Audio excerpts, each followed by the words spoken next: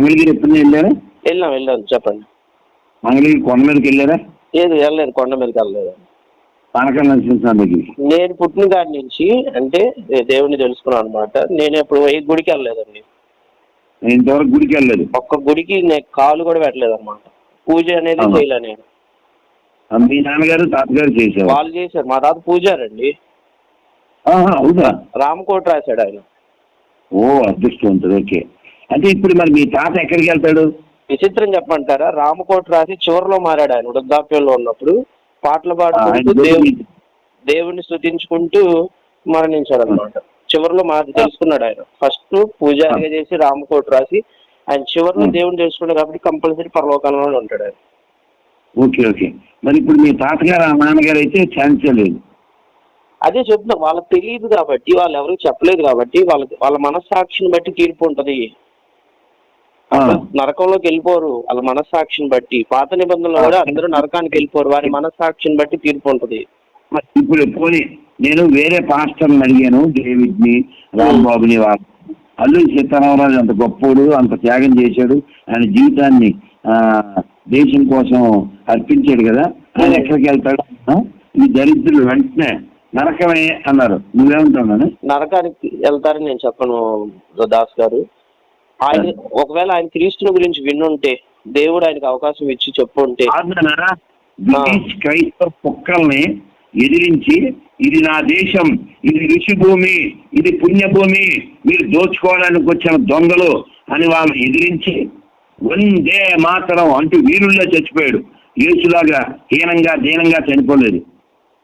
Hero అంటే Alluri Sitaramaraju, zero అంటే Jesus అంతే. ఇప్పుడు యేసుక్రీస్తు ఆయన బ్రతకాలి అంటే, లేదా అక్కడ వాళ్ళందరినీ కూడా చంపేయాలి అంటే ఆయన చేయలేడు అంటారా? ఎందుకు చనిపోయాడు ఆయన? మీకు అలా అర్థమైందా? ఆయన కాదు. నీ హైట్ ఎంత? కావాలనే మరణించాడు ఆయన. కాదు, నీ హైట్ ఎంత? 5.5.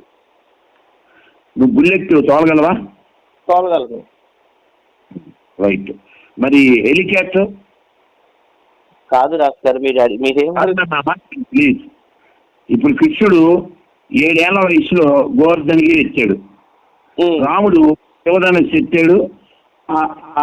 అలాగే హనుమంతుడు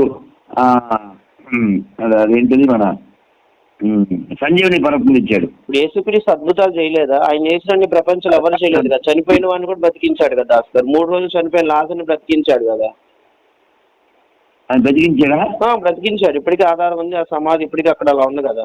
2 సమాధులు ఖాళీగా ఉన్నాయి. ఒకటి నజరేయుడైన యేసుక్రీస్తుది, 2 లాజరుది. ఆ తెరవబడిన సమాధి ఖాళీగా ఉంది. ఖాళీ సమాధులు మనకు రుజువులా? మరి రుజువులేక మరి ఇంకేం కావాలి? మరి వాళ్ళు లేరు కాదండి. నేను కుర్చీ వేసి, కుర్చీలో పూలు వేసి, ఓ శాలువా వేసి, ఇదిగో ఇందాకే పవన్ కళ్యాణ్ వచ్చాడు, ఇందాకే ప్రభాస్ వచ్చాడు జస్ట్ అన్న. దాసు గారు నేను ఒక్కటి చెప్తాను, ఇవన్నీ కాదు. ఈ నిజమైన దేవుడా కాదని చెప్పడానికి నా జీవితంలో జరిగిన సంఘటన. నేను ప్రార్థన చేస్తాను, ఎగ్జామ్స్ రాశాను, 10th, ఇంటర్, డిగ్రీ. దేవుడు నా రిజల్ట్స్ అన్ని కూడా ముందే నాకు కళ్ళలో చూపించాడు.